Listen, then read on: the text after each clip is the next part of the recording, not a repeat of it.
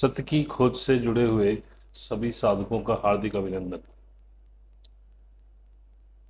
सबसे पहले तो आप सभी का धन्यवाद मुझसे जुड़ने के लिए। और जैसा कि मैंने पिछले वीडियो में कहा आपने कि कुछ यूनिवर्स का ऐसा आदेश जान पड़ता है कि अब आगे बढ़ना चाहिए और लोगों को जोड़ करके उन्हें सिखाना शुरू कर देना चाहिए। तो उसी को आगे बढ़ाते हुए मैं आपसे थोड़ा सा निवेदन कर रहा हूँ। इस वीडियो में हमारा वेब पेज दिया हुआ है, sorry not web page, Facebook page है, इंस्टा का पेज है। प्लीज़ वहाँ पर अपना फ्रेंड रिक्वेस्ट भेजिए और इंस्टा को फॉलो कीजिए। और मैंने आज तक कभी लाइक और शेयर नहीं कहा करने के लिए, क्योंकि मैं अपने आनंद में था और मैं भी कुछ सीख रहा था। लेकिन अब से मैं आपसे निरंतर अपील करूंगा कि आप लाइक और शेयर कीजिए। यहाँ पर भी, फेसबुक पर भी जो पोस्ट आएंगी, इंस्टा पर भी, जो जितना कर सके। ऐसा कोई हार्ड एंड फास्ट रूल नहीं है, लेकिन ये आपकी जिम्मेदारी भी बनती है। यदि आपको लगता, अगर आप वैसे ही आए हैं एंटरटेनमेंट के लिए और आप सिर्फ टाइम पास करके चले जाते हैं और आपको मेरी वीडियोस में कुछ भी नहीं मिलता, तो मैं कुछ नहीं कर सकता। लेकिन यदि आप मानते हैं कि ये व्यक्ति कुछ जानता है और कुछ बताने की कोशिश कर रहा है और लोगों को की कुछ सेवा कर रहा है अपनी बातों से, अपने विचारों से, अपने मार्गदर्शन से, तो कृपया इसे लाइक जरूर कीजिए और शेयर भी कीजिए, ताकि अपनी अपनी फेसबुक पेज पर डाल दीजिए। नहीं तो मेरी ही फेसबुक पे फ्रेंड रिक्वेस्ट भेजिए, वहाँ से शेयर कर दीजिए। जितना आप लाइक, कमेंट और शेयर करेंगे, उतनी यूट्यूब की एल्गोरिथम इसको आगे बढ़ाएगी, आगे भेजेगी, लोगों तक भेजेगी। और हो सकता है किसी व्यक्ति को जिसको इसकी आवश्यकता हो उस तक पहुंच जाए। तो मैं समझता हूं आपने लाइक कर दिया होगा, और सब्सक्राइब करना चाहें तो सब्सक्राइब भी कीजिए। आपका ये सहयोग किसी और की ज़िंदगी बदल सकता है और मुझे मेरे मिशन में और आगे बढ़ाएगा, जिसके लिए आपका तहे दिल से धन्यवाद, अग्रिम धन्यवाद मैं व्यक्त करता हूं। अब मैं एक और सूचना दे दूं कि आने वाली 19 तारीख को, संडे है 19 मई का, एक हम ओपन मीट कर रहे हैं। उसका हम बैनर भी लगा रहे हैं बराबर, अपने फेसबुक पे भी लगा रहे हैं, इंस्टा पे भी जा रहा है, यूट्यूब के दोनों चैनल्स पे जा रहा है। तो आप या आपके मिलने वाले जिनके कोई भी सवाल अपनी ज़िंदगी से लेकर, बेकार के सवाल तो नहीं इधर उधर के, लेकिन अपनी ज़िंदगी में कहीं फंसे हैं, कोई प्रॉब्लम है, कुछ भी आप डिस्कस करना चाहें, उस 19 तारीख को 1:45 से दोपहर को एंट्री शुरू होगी। 2 बजे हम उस मीट को शुरू कर देंगे। 2 बजे से बियॉन्ड वो मीट चलेगी। अब कब तक चलेगी ये आपके पार्टिसिपेशन और सवालों के ऊपर है, लेकिन मैं इतना कह सकता हूँ कि अगर वो 5 घंटे भी चलेगी तो मैं उससे पीछे भागने वाला नहीं हूँ। आपके सवालों के निरंतर आपको उत्तर मिलते रहेंगे जब तक आप सवाल करते रहेंगे। तो आज का वीडियो जो है वो शुरू करते हैं।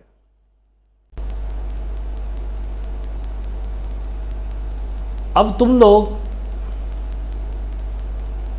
जीवन के पीछे भागे जा रहे हो। क्या है जीवन? जिस दिन तुम अपनी मां के गर्भ में आए थे, उसी दिन से ये जीवन समाप्त होता जा रहा है। इसकी आयु घटती जा रही है, मुट्ठी में लिए रेत की तरह फिसल रहा बराबर। और तुम इसे पकड़ने की कोशिश कर रहे हो। तुम व्यर्थ की चीजों को पकड़ते हो, इसलिए दुख पाते हो। बस प्लानिंग कर रहे हो लंबी लंबी। जबकि हर पल मर रहे हो।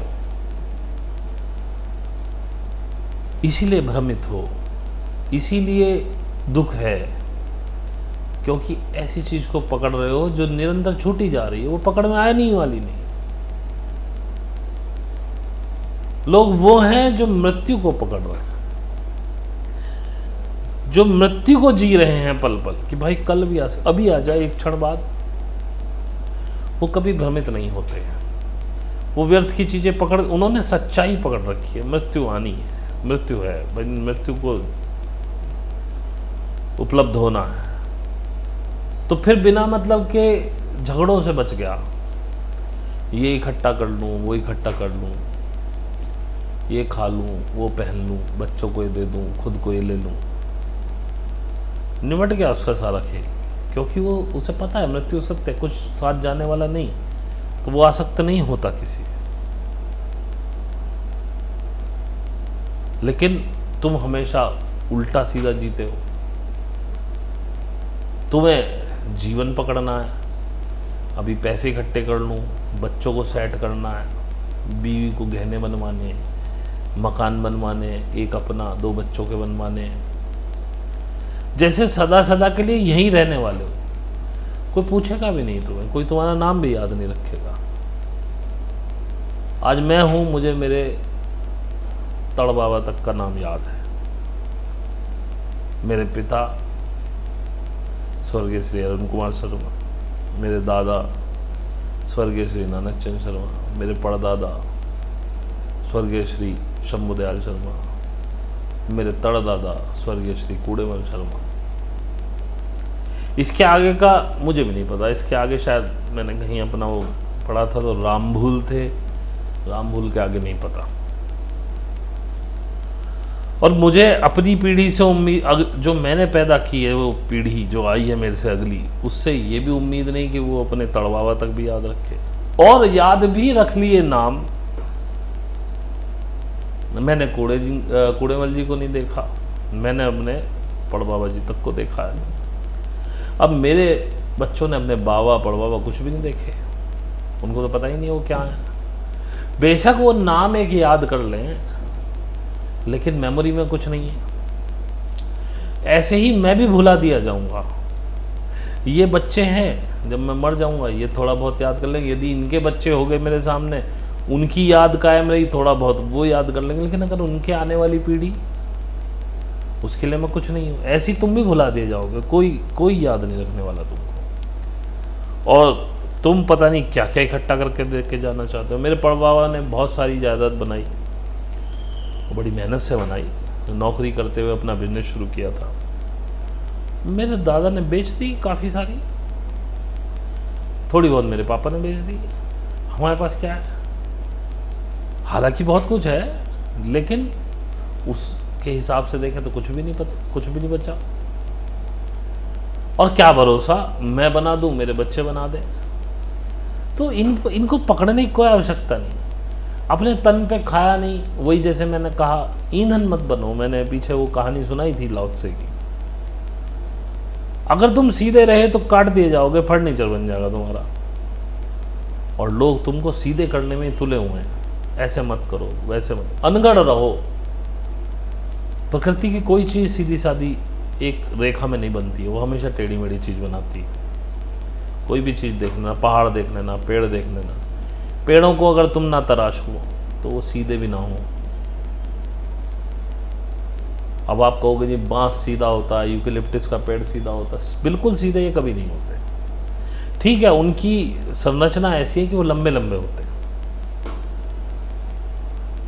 तो यूकेलिप्टस काट दिया जाता है, फर्नीचर बनते हैं उससे, सफ़ेदा जिसे बोलते हैं हमारे यहाँ। बांस काट दिया जाता है, उसके फर्नीचर बनते हैं। तो भाई सीधे रहोगे और दुनिया तुमको फर्नीचर, या तो तुम्हारी कटाई करने पर तुली है। जब तुम कटाई के इसमें नहीं आते, थोड़े अनगढ़ हो जाते हो, तो कहते भाई ईंधन बन जाओ। आज की डेट में हर व्यक्ति अपनी संतान के लिए ईंधन बना हुआ है। क्यों? उनके लिए क्यों जल रहे हो? जल भी रहे हो तो अपने लिए जल लो, वो कुछ ना कुछ कर ही लेंगे। हमें कोई सपोर्ट नहीं मिला बचपन में, बहुत ज़्यादा पढ़ाई लिखाई भी मेरी नहीं है, फिर भी कर रहा हूँ ना, प्रकृति ने सब कुछ दिया है ना, देने वाला यूनिवर्स है, वो कहीं ना कहीं से जुगाड़ बना ही देगा तुम्हारा। आज की डेट में बच्चे तो मैं भी पाल ही पा रहा हूँ कैसे भी, और मेरे बच्चों से आप मिलो वो मस्त हैं, क्योंकि मैंने उनको लंबे सपने दिखाए ही नहीं है, वो जो है उसमें से। और बच्चे हमेशा मस्त रहते हैं, आप ही बच्चों को परेशान करते हैं। ईंधन मत बनो इनके लिए, अपनी लाइफ को एंजॉय करो, जोड़ने के चक्कर में मत पड़ो। चक्कर में पड़ो पैसे आए तो भाई क्या मन है तुम्हारा, अच्छे कपड़े पहनने का मन है अच्छे कपड़े पहनो, बाहर जाके अच्छा खाने का मन है खाओ, घूमने का मन है घूमो। बच्चों की पढ़ाई पे भी अपने आप को नाश मत करो, जितनी तुम्हारी हैसियत है उतना पढ़ाओ। भाई तेरे को ज़्यादा पढ़ना है, लोन ले ले, अपने आप पढ़ ले आगे, खुद तेरे अंदर एक कॉन्फिडेंस भी रहेगा, मैं खुद पढ़ा। भाई हम तो तुम्हें ज़्यादा से ज़्यादा नॉर्मल से गवर्नमेंट कॉलेजों में पढ़ा पाएंगे, हमारे बस की नहीं है तुमको MBBS करानी। करनी है तो लाओ नंबर, जितनी हमसे हो सके उतनी करेंगे, बाकी तुम लोन लो अपने नाम पे। ज़िंदगी अपनी बनाने चले हो, बाप को क्या मिलेगा तुम्हारी शादी हो जाएगी, फिर वही औरत और तुम भी हमें बड़ी हिकारत की नज़रों से देखोगे, सोचोगे कहाँ बुढ़ा फंस गया हमारे साथ, हटाओ इसे यहाँ से। तो मैं क्यों जलूँ तुम्हारे लिए? मेरा कर्तव्य है तुम्हें पाल पोस के बड़ा करना, बेसिक तुम्हारी जो शिक्षाएं हैं वो पूरी कराना। उतना योगदान देने के लिए मैं तैयार हूँ, लेकिन मैं तुम्हारे लिए डोनेशन नहीं दूंगा। गवर्नमेंट कॉलेज में भी आए तो जितना मेरा से संभव होगा उतना पैसे मैं दूंगा, बाकी तुम लोन ले लो अपने ऊपर। पढ़ तुम रहे हो, नौकरी तुम्हारी लगनी है, पैसे तुम्हारे हाथ में आएंगे। अभी मैं अपने आप को सताऊं तुम्हारे लिए? बहुत से लोग सोचेंगे कैसी अजीब बात कर रहा है आदमी। पिता का फर्ज होता है तो फर्ज भाई साहब बेसिक एजुकेशन, नॉर्मल उसको खाना पीना कपड़े देना, ये पिता का फर्ज होता है। ये पिता का फर्ज नहीं होता है कि वो अपने आप को गिरवी रख ले अपने बच्चों को बढ़िया जूते पहनाने के लिए, MBBS डॉक्टर बनाने के लिए, और फिर वही और यही लोग लात खाते हैं बाद, क्योंकि पैसा इतना लगाने के बाद भी इजी नहीं होते कि भाई चलो या तो ऐसे कर दे, भाई दे दिया छोड़ो, अब जो होगा देखा जाएगा। उनकी एक्सपेक्टेशन लग जाती है, अब उन्हें ये भी चाहिए वो भी चाहिए,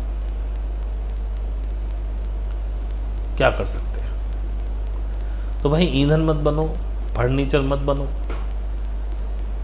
और जो ईंधन नहीं है और फर्नीचर नहीं है वो पेड़ खड़ा रहता है और वो किसी को छाया नहीं देता है, लेकिन क्योंकि वो अनगढ़ है, इधर उधर से टहनियाँ निकल आई हैं, उसको छतनार इतना हो जाता है, वही पेड़ लोगों को अनायास छाया देता है। वो किसी को छाया देना नहीं चाहता है, लेकिन लोग उसके नीचे जाके छाया पाते हैं, क्योंकि काटा किसी ने नहीं, उसकी लकड़ी काम की नहीं, टेढ़ी मेढ़ी, इसलिए भी नहीं काटा कि वो जलता भी नहीं है, धुआं देता है, बहुत अच्छा ईंधन नहीं है, तो उसको छोड़ दिया। तो वो जो अनायास अनगढ़ तरीके से, ऐसे ही बच्चों को अनगढ़ रहने दो, उनको कुछ बनाओ मत। जो बनना होगा वो स्वयं बन जाएंगे। 8वीं 9वीं क्लास में उनको इतनी बुद्धि आ जाएगी कि हमें क्या करना है। तुम लिए पहली क्लास से, LKG से ही उनकी ऐसी तैसी मारने में लगे हो, वहीं से तुम्हें टॉप करानी है क्लास, क्यों इतना बर्डन उन पे दे रहे हो? अरे कर लेंगे जब वो करेंगे। अगर 9वीं क्लास तक वो 3rd भी आए और अगर वो बोर्ड में टॉप कर जाए, कौन देखेगा 9वीं में कितने नंबर थे इसके? मेरे हिसाब से तो बोर्ड के भी कोई नहीं देखता। हम प्राइवेट में तो यही देखते हैं, ग्रेजुएट हो ठीक है जयराम जी को, कोई आपके एकेडमिक्स देखता नहीं, वो जमाने चले गए। अब आपको ये जो दबाव है वो झेलना सहना आना चाहिए, जो लाइफ में आपको मिलता है। दबाव हर तरह का होता है। अब जैसे मैंने कहा, मैं कह रहा हूँ कि भाई मैं ईंधन नहीं बनूंगा, मैं ऐसे नहीं करूँगा, तो मेरे पास भी दबाव आएगा, क्यों नहीं कर रहे हो यार, तुम्हारे बच्चे हैं। और यदि मैं करूँगा तो मेरे पास बैंकों का दबाव होगा, भाई पैसा लाओ वापस, या मैं अपनी जो ईज़ है ज़िंदगी की वो ख़त्म कर दूँगा। ये और तरह का दबाव होगा। अब कौन सा दबाव आप लेना चाहते हो ये आप देखो, दबाव हर तरफ से आएगा। ये संसार आपको जीने नहीं देगा कभी भी। अच्छा करोगे तो भी बुरा ही बोलेगा, और बुरा करोगे तो बुरा बोलेगा ही बोलेगा, क्योंकि मैं तो कहता हूँ अच्छा बुरा कुछ होता ही नहीं है, आपका पॉइंट ऑफ व्यू है। अब जैसे कि अगर आपने हीरा देखा हो, बड़ा कॉस्टली होता है, और बेसिकली नहीं कहते, टेक्निकली आप देखें तो हीरे और कोयले में कोई फर्क नहीं है, दोनों सेम कार्बन स्ट्रक्चर के बने हुए हैं। लेकिन अनंत काल से जो कोयला एक पर्टिकुलर पॉइंट पे बहुत ज़्यादा दबाव झेल रहा था, और वहाँ की परिस्थितियाँ ऐसी हुई कि उसे हीट भी मिली अच्छी खासी, तो उस पॉइंट पे पड़ा हुआ जो कोयले का टुकड़ा था वो परिवर्तित होकर हीरा बन गया। कोहिनूर भी कोई अलग से नहीं निकला, वो भी इसी प्रक्रिया से बना है। छोटे से छोटा, बड़े से बड़ा हीरा इसी ही प्रक्रिया से बना है। अक्सर कोयले की खानों में ही पाया जाता है। और आप इस दबाव से, इस हीट से डरते हो, लेकिन आप देखो एक कोयले को लेके जाओ, एक डला कोयले का इतना सा, और एक इतना सा हीरा, मोल में देखो कितना अंतर। इतने से कोयले के तुम्हें 1 रुपया भी नहीं देगा कोई, 1 रुपया भी। और टेक्निकली वो हीरा भी वही है, लेकिन क्योंकि उसने सदियों की मार सही है, दबाव झेला है, गर्मी सही है, तो उसका मोल है। उसे लपक के पकड़ेगा हर कोई व्यक्ति, अच्छा खासा पैसा मिल जाएगा आपको। तो हीरे बनो, कोयले मत बनो, क्योंकि टेक्निकली आप में और मुझ में कोई फर्क नहीं है, आप में और अंबानी अडानी में भी कोई फर्क नहीं है, आप में और एक छोटे से रिक्शा चालक में कोई फर्क नहीं है। बस जिसने जितना प्रेशर सहा, जिसने जितनी हीट सही, जितने लोगों की गालियां खा के भी अगर वो खड़ा हुआ है, अगर लोगों के ताने सुन के भी वो खड़ा हुआ है, क्योंकि जब आप लोगों से अलग रास्ते चलते हो तो आपको ताने, गालियां, उल्टी सीधी चीज़ें सुनने को मिलेंगी ही मिलेंगी। मुझे भी बहुत से लोग कहते हैं इसमें घमंड आ गया, हमारे परिवार के, ये आता नहीं है, कहीं जाता नहीं, किससे बात नहीं करता। अरे नहीं करता, मेरी मर्जी, क्योंकि मुझे तुम्हारी फ्रीक्वेंसी मैच नहीं होती, लेकिन मैं मस्त हूँ। उनको 4 लोग नहीं सुनते, मुझे 200, 400, 500 लोग सुन लेते हैं।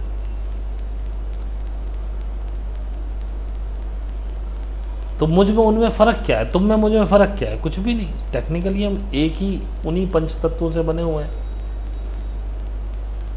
लेकिन मेहनत करके इस दबाव को झेल रहे हैं।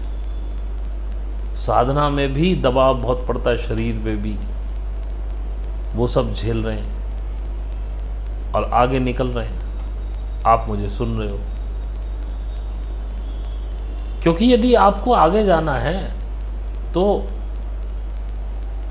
मेहनत करनी पड़ेगी। इसका कोई शॉर्टकट नहीं है सफलता का।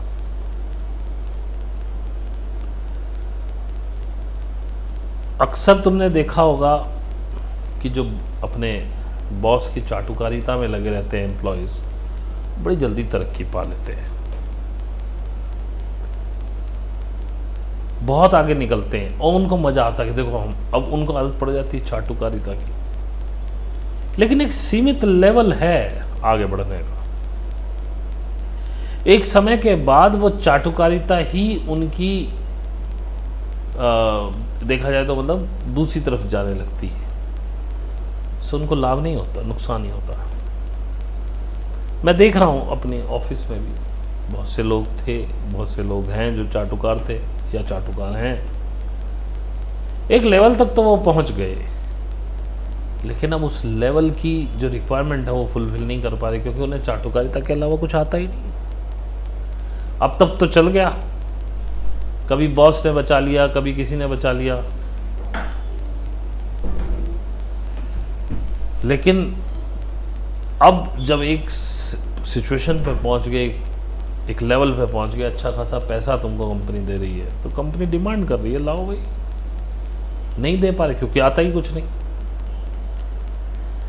लेकिन मेरे अपने 15 साल बड़े जॉब में बड़े मैंने सीखा, मैंने पैसे को कभी अहमियत नहीं दी, काम को अहमियत दी, काम किया, सीखा। बॉसों से मेरी लड़ाई रही, क्योंकि बॉस जो कहते थे मेरी समझ में, कहता अपने काम से काम रखो यार, हमसे काम बताओ, अब हम तुम्हारे तरीके से काम नहीं कर सकते। हर जगह बॉस के साथ कुछ ना कुछ मचमच थी, पर बॉस इसलिए नहीं हटाता कि काम करता हूँ, काम तो आता है। अब जब एक समय आया और अब की बार इस जॉब में मैंने कहा भाई अब कुछ नहीं सीखना वीखना, अब हो गया, अब बस आराम से जॉब करनी है। आज मैं जॉब कर रहा हूँ, अपनी शर्तों पे कर रहा हूँ, काम आज भी 100% देता हूँ, लेकिन जितने पैसे मैं दे रहा हूँ उससे, जितने काम मैं दे रहा हूँ जितना, उससे कम पैसा मुझे कंपनी दे रही है। तो मुझसे कभी नहीं पूछती कंपनी कि भाई तुम कर क्या रहे हो। वो परफेक्शन मैंने हासिल किया है, 15 साल की तपस्या है, शॉर्टकट नहीं लिया, चाटुकारिता नहीं की। आज जहाँ भी हूँ अपनी एक हैसियत रखता हूँ, कस्टमर को भी समझ में आ रहा है, कंपनी को भी समझ में आ रहा है कि हाँ ये कुछ डिलीवर कर रहा है। तो वही मैं कह रहा हूँ कि मेहनत से मत भागो, थोड़ा समय लगता है चीज़ें सही होने में, लेकिन तुम चाहते हो कि तुरंत मिल जाए, ऐसा नहीं हो सकता, समय लगता है। इसको सीखना है, डिस्क्रिप्शन में मेरा मोबाइल कह रहा हूँ, ईमेल आईडी है, टेलीग्राम आईडी है, मैसेज कीजिए। 19 तारीख को फिर बता रहा हूँ, 19 मई को हमारी मीट है ओपन, कोई भी आ सकता है, आप भी आ सकते हैं, आपके मिलने वाले भी ज्वाइन कर सकते हैं। ज्वाइन कीजिए, आपके जो भी सवाल हैं वहाँ पूछिए। और प्लीज़ फिर कह देता हूँ, ज़रा लाइक कर दीजिए, सब्सक्राइब कर लीजिए, शेयर कर दीजिए, फेसबुक पेज को पे फ्रेंड रिक्वेस्ट भेजिए, लाइक कीजिए, इंस्टा को फॉलो कीजिए। आपका बहुत बहुत धन्यवाद मुझे सुनने के लिए, और आज के लिए इतना ही। बहुत बहुत धन्यवाद।